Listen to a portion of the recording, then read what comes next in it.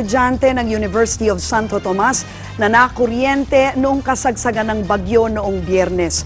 Umaaksyon si Gerard Garcia. Sa amateur video ito nakuha noong kasagsagan ng bagyong Mario noong Biyernes, makikitang inaakay ng mga gwardya ang katawan ng isang lalaki sa binahang Espanya Gate ng UST. Wala na to sir, wala na. Negative na to. Kinilala ang biktima na si Siegfried Arcilia, 22 anyos at second-year medical student ng UST. Bago ito, nakuryente rin sa nasabi ring poste ang FEU student na si Cedric Fabia. Mabuti na lang at nakaligtas siya at nagpapagaling na sa ospital. Pero kinagabihan, sa kanto naman ng Maceda at Espanya, nakuryente at agad nasawi ang isang 22 anyos na empleyadong kinilalang si Glendon Benedicto. Sa kabila ng sunod-sunod na aksidente, nanindigan ng City Electrician's Office ng Maynila, hindi ang mga poste nila ang nakakuryente sa biktima. Ito, ipinunta na, tinesting na namin, buo naman, walang sayad, walang damage. Wala kaming liability doon sa nangyaring yun na talagang konsensya naman namin yan kung ako'y magsisinungaling. Ayon sa Manila Electrician's Office, ang lahat ng kable ng halos 50 lamppost na nakatayo malapit dito sa UST ay matibay ang kalidad at nakabaon sa lupa. Kaya naman imposible raw na isa sa mga kable ito ang nakakuryente sa biktima. Ipinasa ng lokal na pamahalaan sa Meralco ang CC. May poste raw ito sa pinangyarihan ng insidente. Giit naman ng Meralco, nagsagawa sila ng precautionary measures noong panahong iyon. Iniimbestigahan din daw nila ang insidente. Sa ngayon, pansamantalang pinutol ang power supply sa mga lampo sa paligid ng UST habang patuloy ang investigasyon. Wala pang opisyal na pahayag ang UST. Wala namang plano ang pamilya Arcilia na magsampa ng kaso. Gusto ko na wag nang maulit yung situation na yon. Ilang nanay, ilang tatay pa ang iiyak dahil lang sa kapabayaan ng mga taong dapat na-control yung situation doon.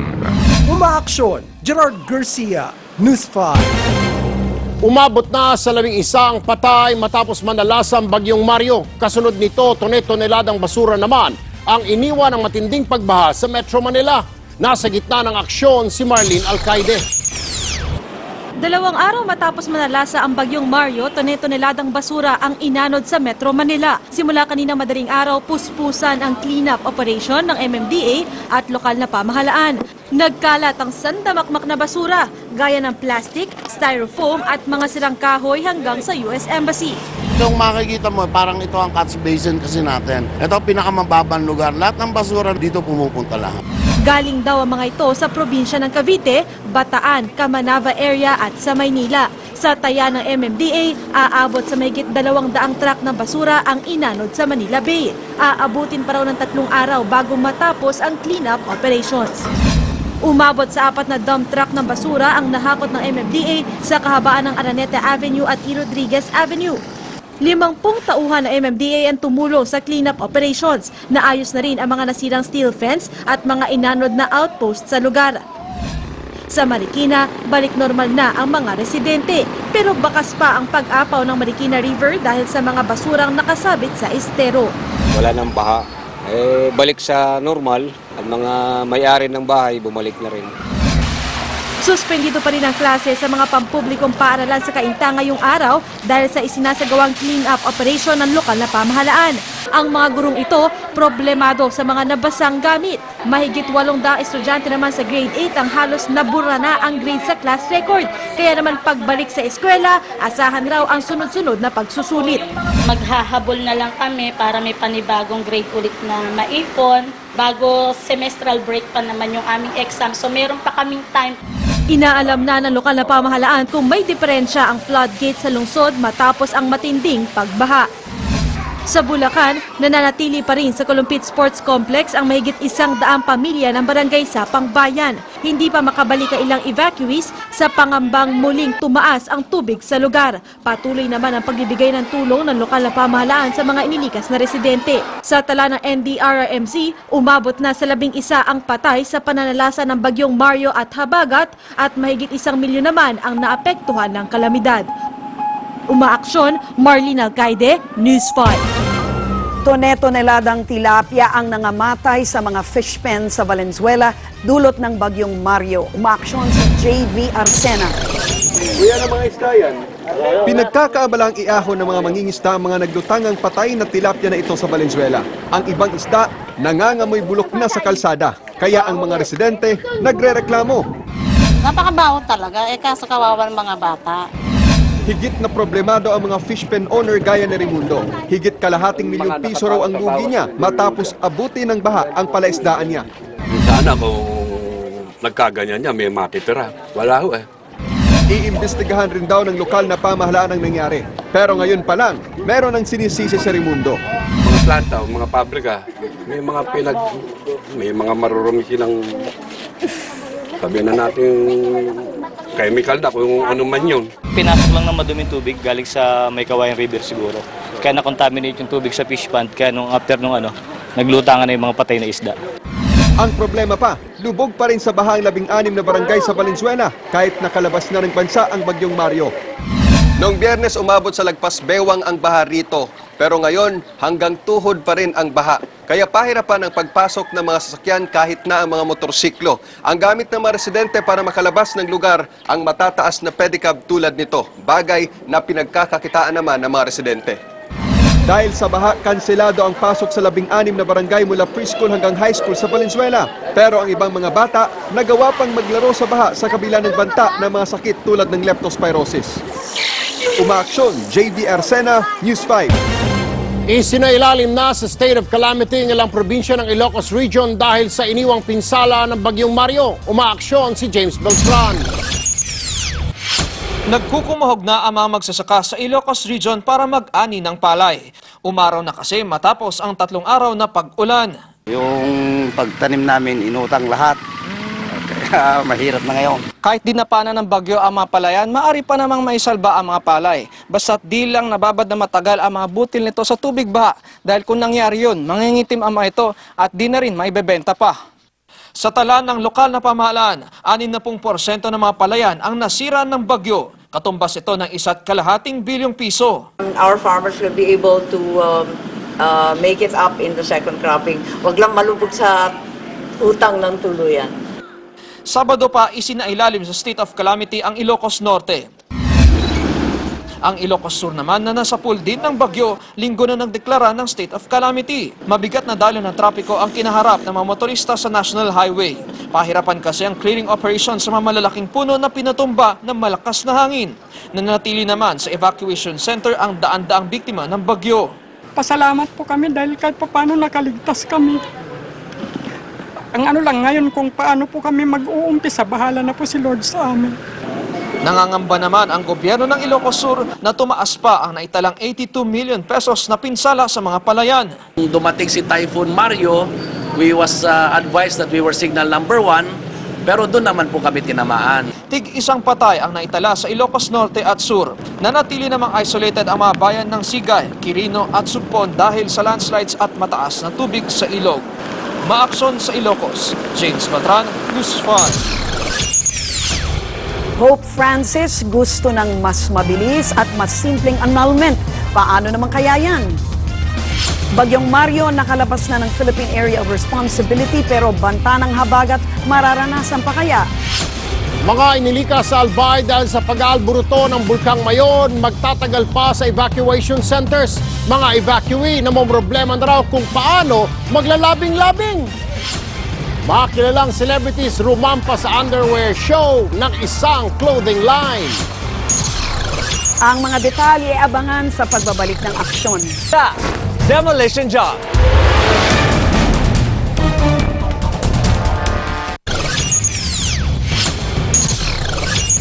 May mga testigo ng hawak ang mga pulis kaugnay sa pagpatay sa ina ng aktres na si Cherry Pie Picache nitong nakaraang Biyernes. Nasa gitna ng aksyon live mula sa Arlington Funeral Home sa Quezon City, si Franz Noguera. Franz? Tama ka dyan, Lucy. Pag nanakaw nga yung tinitig ng motibo sa pagpatay sa ina ng aktres na si Cherry Pie Picache. Bukod sa mga palatandaan na nanlaban nito, may mga nawawala rin kasing gamit tulad ng alahas sa bahay nito kung saan nga natagpuan ang bangkay ng biktima noong Biyernes ng gabi.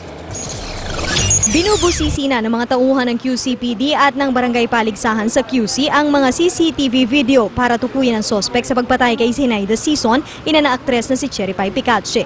Ang problema, walang CCTV nakita ang bahay ng biktima.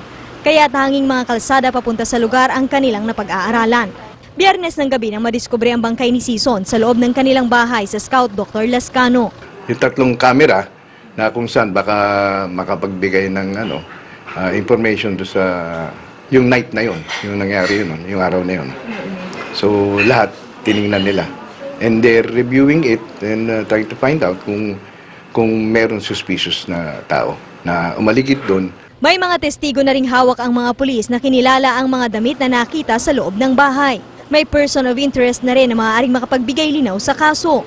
Pag nanakaw, nakikitang motibo sa pagpatay. May mga nawawala dun sa gamit ng victim. Maaring kakilala siya ng biktima, maaring familiar siya dun sa loob ng bahay. Hawak na rin ng mga pulis ang fingerprints ng mga sospek na nakuha mula sa crime scene. Ginilitan ng leeg, pinalo sa ulo, pinagsasaksak sa katawan, binalian ng kaliwang braso at binusalan ng tela. Ito ang sinapit ni Sison bago tuluyang malagutan ng hininga. Nung nakatagpuan siya doon, nakabalot siya sa kumot. So may mga na-recover po doon na kutsilyo, bareta, tsaka kahoy na maaring ginamit sa kanya. Lucy, nandito tayo ngayon sa Arlington Chapels kung saan nga nakaburol ang ina ni Cherry Pie Picache na namataan na rin natin na nasa loob na nga yung aktres kasama rin ni Candy Pangilinan pati na rin ni Direktor Wendy Ramas. Kanina naman maaga-aga nakita rin natin dito si Rita Avila at pati na rin ang aktres na si Susan Africa. Sa ngayon naman Lucy, ang atin na mga hinihintay ay yung kumpirmasyon at pahintulot ng Quezon City Police District para nga maipakita na itong composite sketch ng pangunahing o itinuturing na pangunahing suspect dito sa pagpatay nga kay Zenaida Sison. Lucy? Maraming salamat sa iyo, Franz Noguera.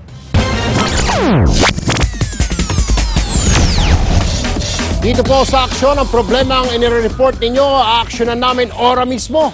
Halos hindi na makita ang isang bangketa sa Sangandaang Caloocan dahil sa dami ng mga naghihintay na pedicab at tricycle dito. Yan ang problema ang aming inaksyonan ora mismo. Dito sa Sangandaan sa Caloocan, wala nang mapapakinabangang sidewalk ang mga pedestrian. Naglipa na kasi ang mga iligal sa lansangan. Sa kaliwa, terminal ng pedicab. Sa kanan, pila ng tricycle. Sa gawing dulo, pampasaherong jeep. Yung pampasaherong jeep, dyan nagsasakay ng pasahero dyan sa kanto mismo. Hindi dito sa kanan, dito sa gitna mismo. Isama mo na ang nakatambak ng mga sidewalk vendor. Yung mga nagtitinda sa gilid, mga pedicabs, yan ang isa sa mga cause dito ng traffic.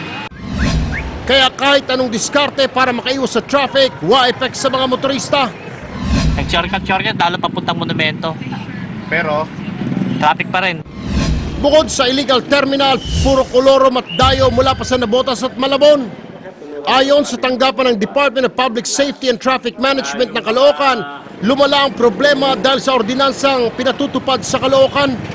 Isang tricycle, binigyan na ng prangkisa sa ibang lungsod, kamukha ng Malabon o Nabotas, ay kukuha lamang sila ng supervision fee. Magbabayad lang na halagang 500 at pinapayagan na sila na mag-cross border. 4 na grupo ay kinasa ng DPSTM para walisin ang problemang ito sa Sangandaan sa kabila ng sama ng panahon. Parang binulabog na mga langgam ang mga pedicab, kanya-kanyang pulasan mula sa muhuling otoridad. Nang sumunod na araw, maayos nang nadadaanan ang Sangandaan.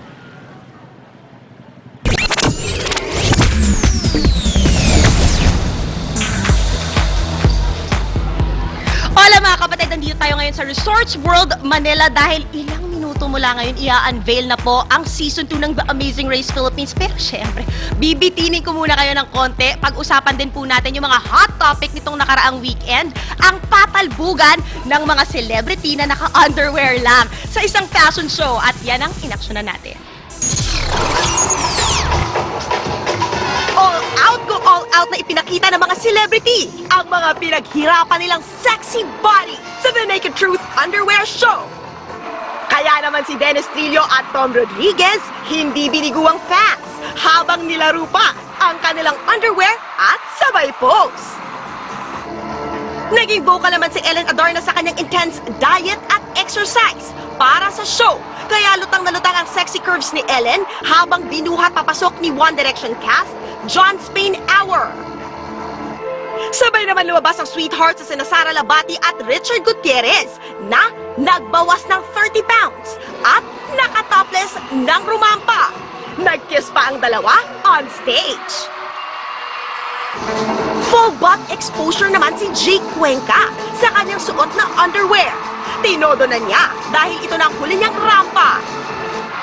Kabaliktaran naman si Coco Martin na fully covered pero pinilian pa rin. Ganoon din ang love team na Catherine Bernardo at Daniel Padilla na ipinakitang all is well sa kabila ng issue ng magyakapan. At ang finale, ang paglabas ni Marian Rivera na naka-pink bra at skirt at putok na putok ang abs.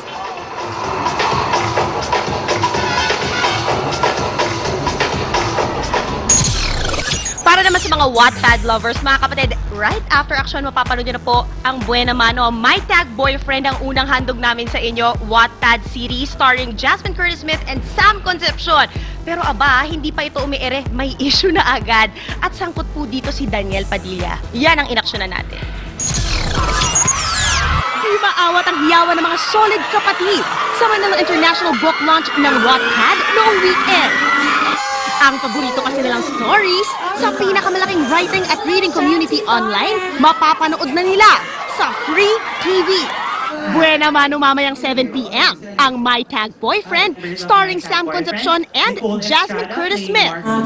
Kwento ito ni City Sandoval na aksidenteng naitag bilang boyfriend sa Facebook ang campus crush na si Kaiser Buenavista. Boyfriend namin ako, di ba? I love you, boyfie. Mama. Pero usap-usapan ang isang audio recording umano ni Daniel Padilla na kumakalat sa social media. Sabi niya rito, nag-text ako, dito na ako sa bahay, nag-aalala lang ako. Nung una, hindi raw nag-reply, pero maya-maya, sumagot, bahay ka na? Kilig na kilig naman daw si Daniel. Ang tinutukoy daw na nagpakilig kay Daniel, si Jasmine, na co-star niya sa MMFF entry na Bonifacio. Dead marito si Sam at Jazz. Si Daniel naman sinabi sa Twitter na sinisiraan lang siya. Pero wala iyon sa kanya dahil mas marami raw ang nagmamahal. May request lang pala ako yung mga taong ibang mga nasangkot sa something. Ano ba nangyari? Kung alam na niya. May involved yung pangalan? Oo, tigilan po natin. Yes, mga kapatid, hindi ko na kayo bibitinin pa. Kasama ko po tonight. Siyempre, none other than the race master himself, Derek Ramsey. Good evening, Derek. Good evening to you, MJ. Kamusta?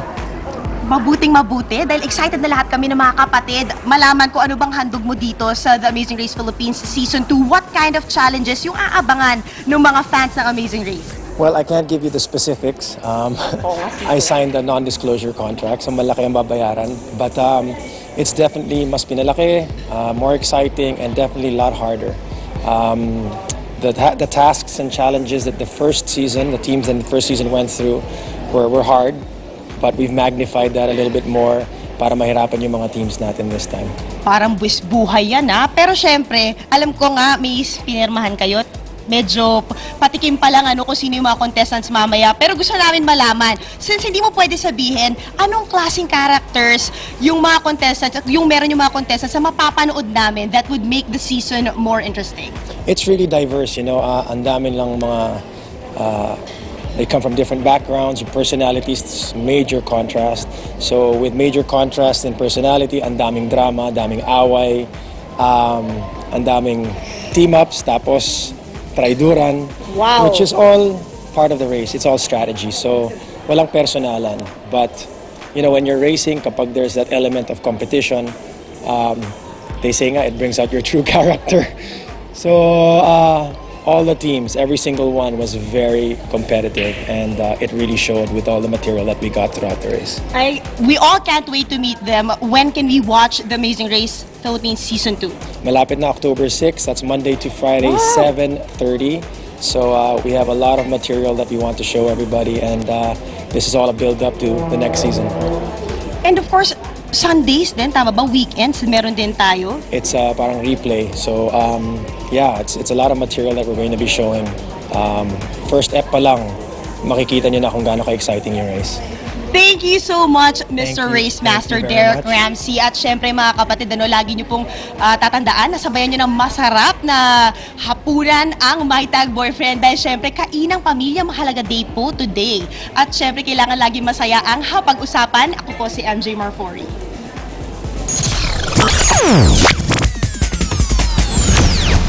Ay, good news mga kapatid. Nakaalis na ng bansa ang Bagyong Mario. Umalis ito ng Philippine Area of Responsibility kaninang madaling araw. Ramdam na ngayon ito sa Taiwan. Yun nga lang, nahihila pa rin ito ang hanging habagat patungong extreme northern Luzon. Yan po ang magdadala ng maulap na panahon na may minsanang ulan bukas sa Batanes, Babuyan at Calayan Group of Islands, pati na po sa Ilocos Norte. Pero magiging maaraw hanggang maulap naman sa iba pang bahagi ng Luzon gaya ng Metro Manila. Kanina nga ay pumalo sa 34 degrees Celsius ang init sa Tuguegarao, habang 32.7 naman sa Science Garden sa Quezon City. Bahagyang maulap na panahon din ang gigising sa mga kapatid natin sa Visayas, habang posible makaranas ng mayinang pagulan ang mga nasa Hilagang Mindanao. Pero kalalabas pa lang ng Bagyong Mario, eto at may bagong namumuong sama ng panahon na binabantayan po ang Pag-asa. Yan po ang low pressure area dyan sa may Guam at posible kasi na pumasok ito sa Philippine Area of Responsibility sa Huwebes o sa Biyernes. Mataas din ang posibilidad nito maging bagyo, lalo na po sa weekend. Pero sa ngayon, malabo itong tumama sa Pilipinas at dediretso na lang daw ng Taiwan. Pero maiba tayo mga kapatid. Kahapon, September 21, ang lagi tinuturong petsa ng deklarasyon ng martial law. Pero ayon po sa ilang eksperto, dapat ito'y baguhin. Ang tunay raw na petsa ng martial law ay September 23. Sa araw kasi ito, pinasara ni Marcos ang mga pahayagan, mga himpilan ng TV at radyo at naipakulong ang lahat ng kaaway ng gobyerno. So saan nanggaling ang September 21? Pakanalang daw ito ni Marcos na matindi ang paniniwala sa pamahiin at numerology. Dapat daw kasi lahat ng petsa at numero divisible by 7 para daw swerte. Kaya nga sabi ni dati Senador Rene Sagisag at marami pang lumaban sa diktadorya. Ang paggunita sa September 21 imbis sa 23 ay pagtanggap sa pamahiing pinalaganap ni Marcos. Ilang evacuees sa Albay na huling nagtatalik sa evacuation center. Lokal na pamahalaan magbibigay na raw ng libreng hotel accommodation sa mga mag-asawa. Gilas team captain na si Jimmy Alapag tinanghal na best Filipino player sa FIBA World Cup. Naturalized Filipino player na si Andre Blatch maglalaro para sa China. At basketball game ng Mapua at Emilio Aguinaldo College naawis sa Paka, natapos kaya ang laro. Yan at iba pa sa aming pagbabalik.